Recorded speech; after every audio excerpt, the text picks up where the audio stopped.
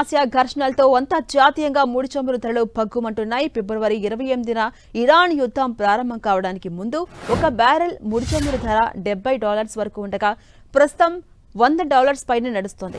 ఒక దశలో $144కు కూడా చేరుకుంది. అయినా సరే దేశంలో చమురు ధరలు మాత్రం స్థిరంగానే ఉన్నాయి. దీంతో ప్రభుత్వ రంగ ఆయిల్ కంపెనీలకు 30,000 కోట్ల నష్టం జరిగినట్టు అధికారిక వర్గాలు వెల్లడించాయి.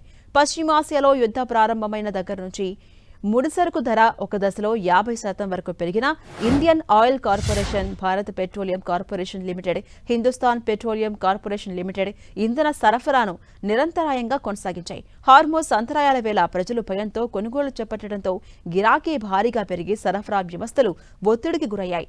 ఇలాంటి సమయంలో కూడా ధరలు పెంచకపోవడంతో మార్చి మధ్య నుంచి ఈ 3 కంపెనీలు దాదాపు 30,000 కోట్ల నష్టం చవిచూశాయి. వాస్తవంగా ఆ నష్టం 62,500 కోట్ల వరకు చేరేది. కానీ కేంద్ర ప్రభుత్వం పెట్రోల్, డీజిల్ పై లీటర్కు ₹10 చొప్పున ఎక్సైజ్ సుంకాన్ని తగ్గించింది. దానివల్లే నష్టాలు తగ్గాయని ఆ వర్గాలు చెబుతున్నాయి.